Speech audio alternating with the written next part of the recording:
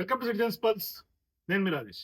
ప్రస్తుతం మూసీకి సంబంధించినటువంటి వ్యవహారం తెలంగాణ రాష్ట్ర రాజకీయాల్లో అతిపెద్ద చర్చను రాజేస్తుంది. ఇప్పటిదాకా ప్రభుత్వం అత్యంత గోప్యంగా ఉంచినటువంటి వ్యవహారం మూసీకి సంబంధించి. కాకపోతే ఇవాళ తెలంగాణ గెజెట్ కూడా రిలీజ్ అయింది. 10,000కు సంబంధించి ఇల్లు ఆ యొక్క మూసీ రివర్ ఫ్రంట్ రిజర్వేషన్ లో భాగంగా కొంత బాధితులుగా మిగిలే అవకాశం ఉంది. 10,000కు పైగా ఇల్లు కొంత భూస్థాపితం అయ్యే అవకాశం ఉంది. మరోవైపు రేవంత్ రెడ్డి గారు కూడా ప్రభుత్వం తరఫున ఆ యొక్క మూసీ రిజర్వేషన్ సంబంధించినటువంటి కార్పొరేషన్ చైర్మన్ నరసింహారెడ్డి, అట్లాగే సీఎం రేవంత్ రెడ్డి పూర్తి స్థాయిలో మూసీలో ఏం చేయదలుచుకున్నారు అనే అంశం మీద ఇవాళ పవర్ పాయింట్ ప్రజెంటేషన్ ఇచ్చారు.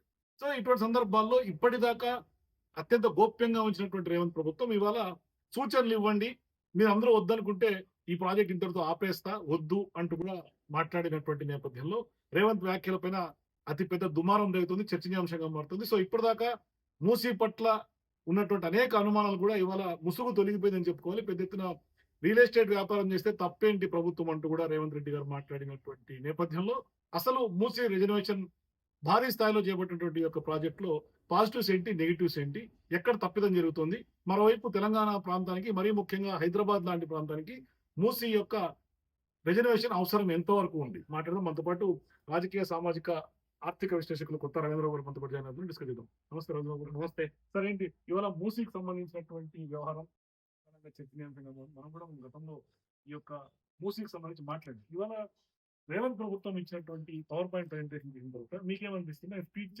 డీకోడ్ చేస్తే మీకేమనిపిస్తుంది? ఇప్పుడు హైదరాబాద్ నడి బొడ్డులో ఉన్నటువంటి కలుషితమైన మూసీ నది ప్రక్షాళన జరగవలసిందే, బ్యూటిఫికేషన్ జరగవలసిందే. ఇది అన్డౌటెడ్, ఇందులో డిస్ప్యూట్ లేదు. అది నాకు గాని, ప్రజలకు గాని, రాజకీయ పార్టీలకు కానీ. But where went wrong, what went wrong, ఇది మనం చర్చించాలి తప్పనిసరిగా. ఇప్పుడు ప్రస్తుతం రేవంత్ రెడ్డి గారు ఇచ్చిన పీపీటీ ద్వారా తెలియవచ్చింది ఏంటి అంటే 7,000 కోట్లు ఫస్ట్ ఫేజ్, 3,000 చేశారు.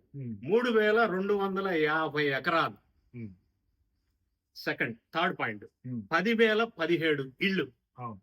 ఇది రిమూవ్ చేయాలా? ఇంత 3,250 ఎకరాల్లో దీన్ని రివర్ ఫ్రంట్ క్రియేట్ చేయాలా?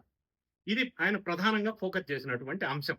నేనేమంటానంటే మూసీ ప్యూరిఫికేషన్ చేయాలి అంటే 3,250 ఎకరాలు కబ్జా అంటారా, లేకపోతే తీసుకోవాల్సింది ఎక్విజేషన్ చేయవలసిందేనా? అది చేయకుండా బ్యూటిఫికేషన్ చేయలేమా? సెకండ్ క్వశ్చన్, 7,000 కోట్లు ప్రాజెక్ట్, అందులో 4,100 కోట్లు రుణంగా తీసుకున్నారు.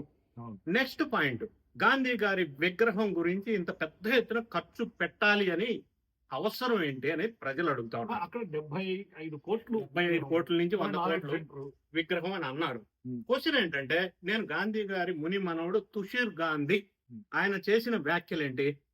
ప్రజల్ని ఖాళీ చేసి, హింసించి, రోడ్డు మీద పడేసి గాంధీ గారి విగ్రహం పెట్టవలసిన అవసరం లేదు, ఎందుకు, గాంధీ గారు ఉంటే అది సహించరు అన్నారు. అహింసావాది కాబట్టి కదా. ఇంకొక ఎగ్జాంపుల్ తీసుకుంటా. భారతదేశంలోనే మేధావిగా ఉన్నటువంటి మేధా పాట్కర్ ఈ మధ్య కాలంలో తెర మీదకు వచ్చి ఈ ఇళ్లని ఖాళీ చేసి పేదలకి నిరాశ్రయులుగా చేసి ఇంత పెద్ద ఇన్వెస్ట్మెంట్ మూసీ రివర్ ఫ్రంట్ అవసరమా అనేది ప్రధానంగా వినిపిస్తా ఉంది. ఇది కొంత ప్రణాళిక బద్ధమైన ఆలోచన చేసి ఉండే. ఎందుకు అంటున్నానంటే, ఫస్ట్ మూసీని ఏం చేయదలుచుకున్నారు? ప్రక్షాళన, బ్యూటిఫికేషన్, రివర్ ఫ్రంట్ అనేది ఒక ఐడియా, డిపిఆర్ సిద్ధం చేసుకొని ఆ కన్సెన్సస్, స్టేక్ హోల్డర్ దగ్గర కన్సెన్సస్ ఎందుకు తీసుకోలేదు?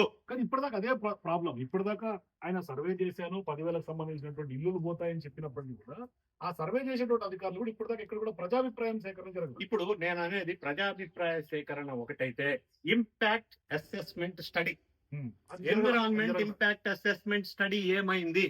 అది చెయ్యకుండా ఇంత పెద్ద ప్రాజెక్ట్ తలపెట్టవచ్చునా? సోషియో ఎకనామిక్ సంబంధించిన అసెస్మెంట్ కూడా జరగాలి కదా. మరి ప్రజల కాన్ఫిడెన్స్ తీసుకోవాలి కదా, రాజకీయ పార్టీలు గాని, ఈ బాధితులను గాని. ఒకటి. రెండో అంశం, ఇప్పుడు వీళ్ళకి డబుల్ బెడ్రూమ్ ఇల్లు అని ఫస్ట్ లో అన్నారు. ఇప్పుడు వీళ్ళు ఇన్ని లక్షలో కోట్లో పెట్టి మధ్యతరగతి, అబవ్ మధ్యతరగతి వాళ్ళు, MPR, Madhu park reach example తీసుకుంటే, వాళ్ళని డబుల్ బెడ్రూమ్ లో ఇళ్లలో పంపిస్తారండి? వెళ్తాడా ఎవడన్నా? అందుకని ఆయన 7 ఎకరాలు ఇచ్చి డబ్బులు ఇచ్చి కట్టిస్తాడు. కరెక్ట్. 7 ఎకరాలు ఎక్కడ ఇస్తాడు? దాని పక్కన గవర్నమెంట్ ల్యాండ్ లో 7 ఎకరాలు ఇచ్చి కట్టేస్తాడు. మరి దాని పక్కన ఇచ్చేటప్పుడు దీన్ని ఎందుకు కోల్చటం? ఇది కోల్చడం ఎందుకు, పక్కన కట్టించడం ఎందుకు? క్లియర్ గా నంబర్ 1. నంబర్ 2, అది రెడీ అయిన తర్వాత వీళ్ళు అందులో గృహ ప్రవేశాలకి వెళ్ళేటప్పుడు దీన్ని ఖాళీ చేపించు. ఇప్పుడు ఖాళీ చేసి రోడ్డు మీద పడటం ఏంటి? నంబర్ 3, గతంలో 2014 కి ముందు ఈ బఫర్ జోన్ 9 మీటర్స్ ఉండే, తర్వాత దాన్ని 50 మీటర్ చేశారు. ఇప్పుడు రేవంత్ రెడ్డి గారు ఏమంటారు? 200 మీటర్స్ అంటారు. అంటే నువ్వు రోజుకొకటి, సంవత్సరానికి ఒకటి ప్రభుత్వం మారినప్పుడు ఒక్కటి బఫర్ జోన్ పెంచుకుంటా పోతే, కానీ ఇదే బఫర్ జోన్ లో వాళ్ళకి సంబంధించిన కమర్షియల్ ఎస్టాబ్లిష్మెంట్ వస్తుంది. ఇది మరి నేను అనేది అదే రివర్ ఫ్రంట్ లో భాగంగా ఎంపీఆర్ మధు పార్క్ రీచ్ తీసేసి అక్కడే వస్తున్నాయి. అక్కడ ఖాళీ ప్లేస్ పెడతారా? లేదు కదా. అంటే అక్కడ కమర్షియల్ యాక్టివిటీ వస్తుంది. అంటే ఇది తీయటం ఎందుకు, అక్కడ కమర్షియల్ యాక్టివిటీ పెట్టడం ఎందుకు? అంటే దాని వల్ల ప్రజలకి ఉపయోగం ఏంటి, రాష్ట్రానికి వచ్చే ఉపయోగం ఏంటి? నైట్ బిజినెస్ అన్నారు, దాని వల్ల ఇంతమంది ఎఫెక్ట్ అవుతా ఉంటే, ఇప్పుడు ఏ ప్రాజెక్ట్ తీసుకున్నా ప్రజలు ఎంతమంది ఎఫెక్ట్ అవుతున్నారు? డ్రాస్టికల్ ఎఫెక్ట్ అవుతున్నారు కదా. ఈ ఎఫెక్ట్ ని తగ్గించలేమా? ఇంత పెద్ద ఎత్తున భూసేకరణ అవసరమా? ఇంత పెద్ద ఎత్తున ఇన్వెస్ట్మెంట్ అవసరమా? మరి కన్సెన్సస్ ముందుగా తీసుకోకుండా ఇప్పుడు ఈ రోజు వచ్చి ఏమంటారు? మీరు పెట్టమంటే పెడతా, లేకపోతే ఆపమంటే ఆపుతా. ఇప్పుడు ఎందుకు అనాలి ఆ మాట?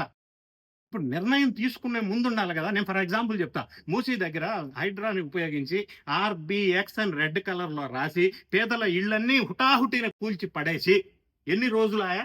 అక్కడ ఏమైనా యాక్టివిటీ జరిగిందా? ఏమీ జరగలేదు ఇప్పుడు ఏమీ జరగలేదు. తప్ప జరగలేదా? ప్రక్షాళన మరి ఆ నిర్ణయం అది ఎందుకు పగలగొట్టారు? ఎవరు బాధ్యత వహిస్తారు?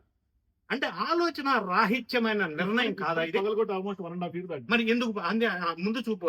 అదే ప్రణాళిక అంటే, అదే ప్లానింగ్ అంటే ప్రాపర్ ప్లానింగ్ లేకుండా ముందు హుటాహుటిన పడేయటం, తోసేయటం, జనాన్ని నిర్వాసితులుగా చేయటం, తర్వాత జనం లొల్లి పెడితే డబుల్ బెడ్రూమ్ ఇల్లు. ముందే జనాన్ని ఎవాక్యుయేట్ చేసే ముందే, ల్యాండ్ ఎక్విజిషన్ చేసే ముందే విధి విధానాలు ప్రభుత్వం క్లారిటీగా జనం దగ్గరికి ఎందుకు తీసుకెళ్లలేదు? ఒకటి డబుల్ బెడ్రూమ్ ఇల్లు ఇస్తానంటాడు, ఇంకొక అతను లేదు పక్కన ఇంకో ప్లేస్ లో కట్టించిస్తానంటాడు, ఇంకొక అతను కాంపన్సేషన్ ఇస్తానంటాడు. ఎందుకు భిన్న స్వరాలు వినిపిస్తా ఉన్నాయి? ఒక స్టాండ్ ఉండాలి కదా. ప్రజలంటే కక్ష, పేదలంటే కక్ష, మేము మళ్ళీ ప్రజలకి మన అధికారంలో రావాలనే కోరిక మాకు ఉంటది కదా అంటాడు.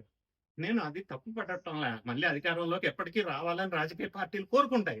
కానీ ఇప్పుడు ప్రధానమైన సమస్య ఎక్కడుంది? మూల కారణం, root cause of the issue. ప్రజలు నిర్వాసితులు అవుతున్నారు. ప్రజలు ఇబ్బందులు పడకుండా దీన్ని నిర్ణయం, ప్రణాళిక ప్రాపర్ గా ప్రీ ప్లాన్ ఎందుకు చేయలేదు? Where is environment impact assessment report? కానీ ఇవాళ మూసీ ప్రక్షాళన మీద పర్యావరణవేత్తలు కూడా ఓపెన్ గా మీరు చేయండి అని రెడ్ కార్పెట్ వేస్తున్నటువంటి దాఖలాలు లేవు ప్రభుత్వం. ఎందుకంటే వాళ్ళు కూడా చాలా వరకు డౌట్స్ వ్యక్తం చేస్తారు. ఈవెన్ ఎన్విరాన్మెంట్ కూడా ఎకోసిస్టమ్ డ్యామేజ్ అవుతుంది అంటున్నారు. ఇప్పుడు ఈ ప్రభుత్వం తీసుకున్న ఈ నిర్ణయంలో భాగస్వాములు, పర్యావరణవేత్తల్ని భాగస్వాముల్ని చేశారా? లేదు. సైంటిస్టులను భాగస్వామ్యం చేశారా? ఎన్విరాన్మెంటలిస్టుల్ని భాగస్వామ్యం చేశారా? బాధితుల్ని భాగస్వామ్యం చేశారా? ఆ పార్టీలు ఎవరైతే ఉన్నారో వాళ్ళని భాగస్వాములుగా చేశారా? వాళ్ళ సలహాలు, సూచనలు తీసుకున్నారా? తీసుకునేది ఉండే కదా మొదలే.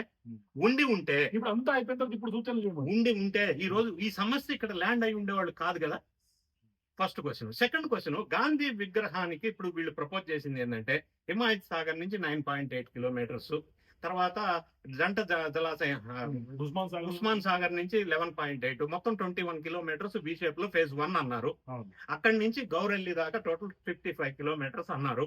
కరెక్టే, చెయ్యాలి. కానీ ఎంత డ్యామేజ్ తగ్గించి చేయాలి, ఎంత పబ్లిక్ ఇబ్బంది కలగకుండా చేయాలి. ఇప్పుడు ఫర్ ఎగ్జాంపుల్ బీజేపీ వాళ్ళ వర్షన్ తీసుకుంటే ఇంత డ్యామేజ్ జరగకుండా కూడా మూసీ ప్రక్షాళన చేయొచ్చు అంటున్నారు. బీఆర్ఎస్ వాళ్ళ వర్షన్ తీసుకుంటే గతంలో మేము కూడా మూసి చేసాము అని అంటున్నారు. మరి దానికి భిన్నంగా ఈ రోజు ఎందుకు ఇంత పంచాయతీ జరుగుతుంది? నంబర్ 2, నా క్వశ్చన్ ఏంటంటే, ఇప్పుడు మూసీలోకి వచ్చే ఇన్లెట్స్ 55 కిలోమీటర్ల దూరం హైదరాబాద్ లో మూసీ ప్రవహిస్తా ఉంటే అందులోకి 160 చోట్ల 160 ప్లేసెస్ లో ఈ ఎఫ్లూయెంట్స్ కలుస్తా ఉన్నాయి. దానివల్ల పొల్యూట్ అవుతా ఉంది. దానికి STPలు, సేవరేజెస్ ట్రీట్మెంట్ ప్లాంట్ పెడితే శుద్ధి కాదు, ఎఫ్లూయెంట్ ట్రీట్మెంట్ ప్లాంట్లు పెట్టాలా? దీని మీద ఏమన్నా సైంటిఫిక్ స్టడీ జరిగిందా? కానీ మేము రాత్రి మొదలు కష్టపడ్డాం. ఎంతో మంది కష్టపడితేనే ఇవాళ ఈ DPR, ఈ యొక్క పవర్ ప్లాంట్ మెయింటైన్ సిద్ధమైన మా అధికారులు చాలా వరకు రాత్రి మొదలు కష్టపడ్డారు. అధికారులతో పాటుగా ఐ డూ అగ్రీ, అధికారులు కష్టపడి ఉండి ఉండవచ్చు, DPR చేసి ఉండి ఉండవచ్చు, నేను దాన్ని విభేదించట్లా. దాంతో పాటుగా ఎక్స్పర్ట్స్ ఎవరున్నారు అందులో?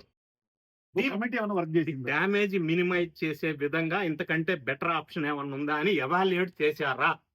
ఎక్స్పర్ట్స్ తో ఎవాల్యుయేట్ చేశారా? కానీ ఇప్పుడు మూసీ సంబంధించి పవర్ ప్లాంట్ ప్లాంటేషన్ చూసిన తర్వాత ఈ మూసీ ముసుగులో రియల్ ఎస్టేట్ ప్రాజెక్ట్ గా జరుగుతోంది మెగా రియల్ ఎస్టేట్ అనేది తెర మీదకి వచ్చింది కదా కొంతకాలం. ఇవాళ రేవంత్ రెడ్డి గారు కూడా ఎస్ ప్రభుత్వం రియల్ ఎస్టేట్ చేసి తప్పేంది అంటారు. దీని మీద ఏమంటారు? ప్రభుత్వం రియల్ ఎస్టేట్ అంటే రేవంత్ రెడ్డి గారు ఇంకో మాట కూడా అన్నారు. ఔటర్ రింగ్ రోడ్ విషయం ఒకటి ఎగ్జాంపుల్ తీసుకున్నారు. అవును. హైదరాబాద్ ఇంటర్నేషనల్ ఎయిర్పోర్ట్ 5,000 ఎకరాలు ఎక్విజిషన్ జరిగింది. అవును. మరి ఆ 2 సందర్భాల్లో లేని పంచాయతీ ఇష్యూ ఈ రోజు మూసీకి ఎందుకు వచ్చింది? మూసిగా లగచర్లకు వచ్చింది. ఎందుకు వచ్చింది? నెక్స్ట్ క్వశ్చన్, ఆంధ్రప్రదేశ్ లో గ్రీన్ ఫీల్డ్ అమరావతికి 33,000 ఎకరాలు అందరూ ఇష్టంగా ఆనందంగా ఇచ్చారు కదా, అక్కడ ఇష్యూ లేదు. మరి ఔటర్ రింగ్ రోడ్ దగ్గర ఇష్యూ లేదు, గతంలో ఎయిర్పోర్ట్ దగ్గర ఇష్యూ లేదు, ఇప్పుడు ఇష్యూ ఎందుకు అవుతుంది? నా స్ట్రైట్ క్వశ్చన్. అంటే something somewhere went wrong. Proper గా ప్రణాళిక బద్ధంగా వ్యవహరించలేదు, దూకుడు చర్యలుగా వ్యవహరించారు. ప్రజల్లో ఒకసారి నెగటివ్ వస్తే దాన్ని ఎట్లా కన్విన్స్ చేయగలరు వీళ్ళు? ఫర్ ఎగ్జాంపుల్ అపార్ట్మెంట్స్ తీసేస్తారు, మళ్ళీ అక్కడ కమర్షియల్ ఎస్టాబ్లిష్మెంట్స్ వస్తాయి, 200 మీటర్ల పొడవు అంటున్నారు ఇప్పుడు. మరి దానివల్ల ఎవరికి? బఫర్ జోన్స్ లో సుప్రీంకోర్టు గైడ్ లైన్స్ లేకుంటే ప్రభుత్వాల నామ్స్ ప్రకారం రెసిడెన్షియల్ జోన్స్ గా ఉంటాయి, వీలు లేదు అనేది ఆయన నరసింహన్. నేను ఇంకొక ఎగ్జాంపుల్ చెప్తా. ఇదే అపార్ట్మెంట్స్ నిర్వాసితులు ఎవరైతే ఉన్నారో వాళ్ళు పర్మిషన్ తీసుకున్నప్పుడు బఫర్ జోన్ ఎంత ఉండే? అప్పుడు పర్మిషన్స్ ఇచ్చిన వాళ్ళ తప్పు కాదు కదా, అది వాళ్ళు బఫర్ జోన్ తక్కువ ఉంది అప్పుడు 9 మీటర్లు, 9 మీటర్లు, ఇప్పుడు 50, ఇప్పుడు 200 అంటున్నారు. పర్మిషన్స్ ఇచ్చారు కదా, ఇప్పుడు వాళ్ళని ఖాళీ చేపించి ఎక్కడికి పొమ్మంటే ఎక్కడికి వెళ్తారండి? డబుల్ బెడ్రూమ్ ఇల్లు వెళ్తా ఉంటుంది, మీనింగ్లెస్ కదా. అందుకని అంబర్పేట దగ్గర కొంత అక్కడ ఉన్నటువంటి మూసి వాళ్ళకి ప్రభుత్వ ల్యాండ్ చూసాం, అక్కడ స్కూల్ కట్టిస్తాం, ఇల్లు కట్టిస్తాం, అందరికి కూడా మేము అసలు పేదల పక్షానే పేదల ప్రేమికుడు నేను అంటున్నాను. అయ్యి ఉండొచ్చు, నేను దాన్ని కూడా విభేదించట్లా. ఈ విషయాల్ని ఇనీషియల్ గానే ప్రజల్లోకి తీసుకెళ్లటంలో ఫెయిల్ అయింది అంటున్నా నేను. ఇదే విషయం బిగినింగ్ లోనే స్టార్ట్ చేసే ముందే ప్రజల్లోకి ఒక పాజిటివ్ వైబ్ క్రియేట్ అయ్యే విధంగా, ఎస్ ఇబ్బంది ఖచ్చితంగా చేసి తీరాల్సిందే అని ఒక యాక్సెప్టెన్స్ రావాలి, ఒక పాజిటివ్ అందరూ ఒప్పుకునే విధంగా అంగీకార యోగ్యంగా ఈ ప్రపోజల్ ఉంటే ఈ రోజు ఈ దుస్థితి వచ్చి ఉండేది కాదు కదా. సో అధికారులు కూడా పొలిటీషియన్ తీసుకున్న నిర్ణయాల్ని వాళ్ళ కళ్ళల్లో ఆనందం చూడటం కోసం ఇది ఇలా చేసేద్దామని అంటున్నారు, కానీ ఒక క్లారిటీ మిస్ అవుతా ఉంది. ముందుగానే వీళ్ళని యాక్సెప్టెన్స్ తీసుకొని ఉండవలసింది అనేది నా ప్రధానమైన. ఇప్పుడు ఎందుకు అడ్డుకుంటున్నారు? మూసీ పైన నల్గొండ ప్రజలు సుభిక్షంగా ఉండాలన్నా లేకుంటే విషం తింటున్నారు వాళ్ళందరూ కూడా, కాబట్టి ఖచ్చితంగా ఇవాళ కావాలని ఎక్కడ రేవంత్ రెడ్డికి ఎక్కడ కాంగ్రెస్ పార్టీకి పేరు వస్తుందని అడ్డుకుంటున్నారు. సోకాళ్ళు ఇప్పుడు అడ్డుకుంటున్నటువంటి అటు ప్రతిపక్షాలు బీఆర్ఎస్ అయినా ప్రజలైనా ఇదంతా ఒక సూడో మేధావులాగా తయారయ్యారు అందరూ అనేది ఆయన యొక్క భావన. 2 తెలుగు రాష్ట్రాల్లో ఇప్పటి వరకు జరిగిన డెవలప్మెంట్ యాక్టివిటీస్ రేవంత్ గారి భాషలో ఔటర్ రింగ్ రోడ్ కావచ్చు, ఇప్పుడు RRR కావచ్చు, లేదా అమరావతి ల్యాండ్ ఎక్విజిషన్ కావచ్చు, హైదరాబాద్ ఇంటర్నేషనల్ ఎయిర్పోర్ట్ కావచ్చు, ఎక్కడా కూడా ప్రభుత్వాలు గాని ప్రజలు గాని ఇది వద్దు అని అనలేదు. అంటే ఆ విధంగా ప్రజల్లో కాన్ఫిడెన్స్ లోకి తీసుకోగలిగాయి గతంలో ప్రభుత్వం. నంబర్ 1. నంబర్ 2, ప్రభుత్వాలు మారుతుండొచ్చు కానీ ప్రాజెక్ట్స్ కంటిన్యూ అవుతాయి. అంటే అట్లా కాన్ఫిడెన్స్ తీసుకుంటే అప్పుడు వ్యతిరేకత వస్తాయి. ఇప్పుడు ఈ ప్రభుత్వం ఇంకెంతకాలం టైం ఉంది? ఈ లోపుగా డిపిఆర్ రెడీ అయింది, ఈ నిర్వాసితుల్ని ఇల్లు రెడీ చేసిన తర్వాత ఖాళీ చేయించాలా, ఖాళీ చేయించిన తర్వాత ఈ ప్రాజెక్ట్ స్టార్ట్ చేసి ఎప్పట్లో కంప్లీట్ చేస్తారు? ఆ లోపు ప్రభుత్వాలు మారితే మళ్ళీ ప్రజల నుంచి వ్యతిరేకత వస్తే మిగతా పార్టీలు సపోర్ట్ చేయకపోతే ఈ ఇన్వెస్ట్మెంట్ ఏదైతే పెట్టారో ఇప్పటి వరకు అది ఇన్వెస్ట్మెంట్ వేస్ట్, బాధితుల యొక్క భూములు వేస్ట్ కదా. అంటే పర్పస్ సర్వ్ కాదు కదా. అంటే దీన్ని అనాలోచిత నిర్ణయంగా నాకు ఎందుకో అనిపిస్తా ఉంది. ఇంకా ప్రాపర్ ఎఫెక్టివ్ గా ఎఫిషియెంట్ గా దీన్ని డిస్కస్ చేసి చర్చ జరగాలి దీని మీద. ఆ చర్చలు జరగలేదు.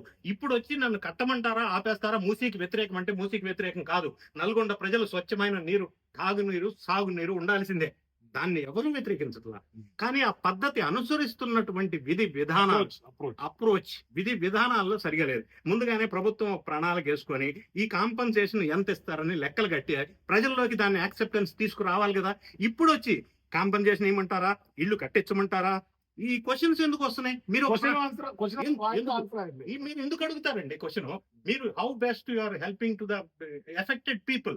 ఆ ప్రణాళిక మీ దగ్గర ఉంటే ఎస్ మీరు ఇంతమంది ఉన్నారు, 10,017 ఇళ్ళు అంటున్నారు, వాళ్ళకి పెద్ద సబ్జెక్ట్ కదా, ఇది చిన్న సబ్జెక్ట్ కాదు కదా. 10,000 మంది అంటే 8 లక్షల మంది రోడ్డు పడతారు కదా. మరి అటువంటి అప్పుడు వాళ్ళని ముందుగానే వివరించి చెప్పే ప్రయత్నం ఎందుకు జరగలేదు? ఇక్కడ ప్రధానంగా అక్కడ లోపం జరిగింది అనేది ఈ ఇష్యూ కారణంగా మనకు అనిపిస్తా ఉంది.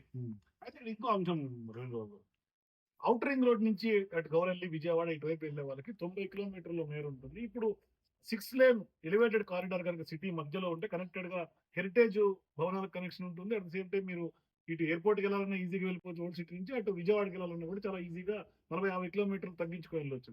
సో ఇప్పుడు 40-50 కిలోమీటర్లు తగ్గించుకోవడానికి ఇంత హైదరాబాద్ ని విధ్వంసం చేయాల్సినటువంటి అవసరం ఉందా? ఇప్పుడు డిస్టెన్స్ తగ్గుతుంది, ప్రజలకి అవసరం అనేది సౌకర్యం ఉంటది. రెండోది దీని మీద 11 ప్లేసెస్ లో బిడ్జెస్ వస్తున్నాయి, అన్ని బానే ఉన్నాయి. ఇప్పుడు ప్రస్తుతం క్వశ్చన్ ఏంటంటే దానికి సరిపడా ఇంత పెద్ద అమౌంట్ లో రుణాలు చేసి ఇన్వెస్ట్మెంట్ చేయటం at the cost of poor people, వాళ్ళని వీధిని పడేస్తే వాళ్ళకి ఇప్పటికి కూడా స్టిల్ నౌ వాళ్ళకి ఏ విధంగా అంటే న్యాయపరమైన వాళ్ళ కోరికలు ఎలా తీరుస్తారు, ఎలా ఫుల్ఫిల్ చేస్తారు, క్లారిటీ ఉందా? ఒక చోట ఇల్లు కట్టిస్తానంటాడు, ఇంకోసారి కాంపన్సేషన్ ఇస్తానంటారు. ఒక్కొక్కరు ఒక్కొక్క రకంగా వెర్షన్ ఎందుకు మాట్లాడుతున్నారు? మంత్రులు ప్రభుత్వం సీఎం గారు కూడా చెప్తారు. ఎందుకు అట్లా చెప్పాలి? నా క్వశ్చన్ ఏంటంటే వీళ్ళు ఒక విధి విధానాలు తయారు చేసుకొని ఉండాల్సింది కదా, అప్పుడు ఈ సమస్య వచ్చి ఉండేది కాదు కదా.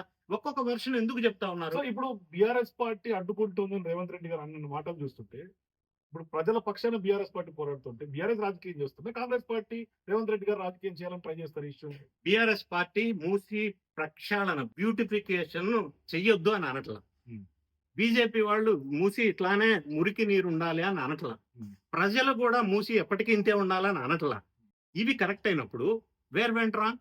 అంటే ప్రభుత్వం నిర్ణయం కరెక్టే అయ్యి ఉండవచ్చు, అవలంబిస్తున్న పద్ధతి విధానం ప్రాపర్ గా లేదు అనేది ప్రధానమైన సమస్యకి కారణం అనేది స్పష్టంగా తెలుస్తా ఉంది మనకి. అంటే అనుభవ రాహిత్యం వల్ల ఇలా ఏర్పడిందా, కన్సర్న్ అధికారులు ప్రాపర్ గా గైడ్ చేసి సపోర్ట్ చేయలేదా, మరి ఈ విధమైన సమస్య వస్తుందని ముందుగా ఊహించలేదా? సియోలు లండన్ ప్లాండ్ సిటీస్ లో ఎట్లయితే ఇప్పుడు రివర్ ఫ్రంట్స్ డెవలప్మెంట్ జరిగిందో దాన్ని ఎగ్జాంపుల్ గా చూపిస్తారు. అంటే ఇప్పుడు హైదరాబాద్ ఆల్రెడీ నిజాం కాలం నుంచి ప్లాన్ అయినటువంటి సిటీ, ఇప్పుడు అర్ధాంతరంగా ఇంత సిటీ మొత్తం ఖాళీ చేయించి ఇంత భారీ స్థాయి స్కేల్లో బాహుబలి గ్రాఫిక్స్ లో చూపించినట్టుగా అంతా కూడా చేయాలి అంటే అది సాధ్యమయ్యే అవకాశమే ఉంటుందా? ఎందుకంటే ఫోర్త్ సిటీ లాంటి ఓపెన్ ల్యాండ్స్ లోనేమో మనం ఈజీగా చేసుకునే అవకాశం వెసులుబాటు ఉంటుంది, అమరావతి లాగా. మరి ఇక్కడ ఇంత ఎలివేటెడ్ గా ఇప్పుడు విద్యుత్ విషయం తీసుకున్నా, లేదంటే కనుక డ్రైనేజ్ విషయం తీసుకున్నా, మొత్తం పాత నగరాన్ని రిపేర్ చేసుకోవడం కంటే కొత్తగా నిర్మించుకుంటే బాగుంటుంది కదా అనే అభిప్రాయం కూడా వస్తుంది. అంటే ఇక్కడ ఇంకొక అంశం కూడా టెక్నికల్ గా మనం ప్రాక్టికల్ గా ఆలోచిస్తే ప్రభుత్వం ఇంకా మిగిలిన టర్మ్ లోపు దీన్ని మొత్తం కంప్లీట్ చేసే అవకాశం ఉందా లేదా? వాళ్ళని ప్రభుత్వాన్నే చెప్పమనండి. లేదు అని అంటే నెక్స్ట్ దాని పరిస్థితి ఏంటి, ఆ ప్రాజెక్ట్ పరిస్థితి ఏంటి, ఈ ఎఫెక్టెడ్ పీపుల్ పరిస్థితి ఏంటి? దీన్ని అడ్డు పెట్టుకుని నేను వస్తే మళ్ళీ చేస్తా అని అంటే అది రాజకీయ వ్యూహం కదా అది.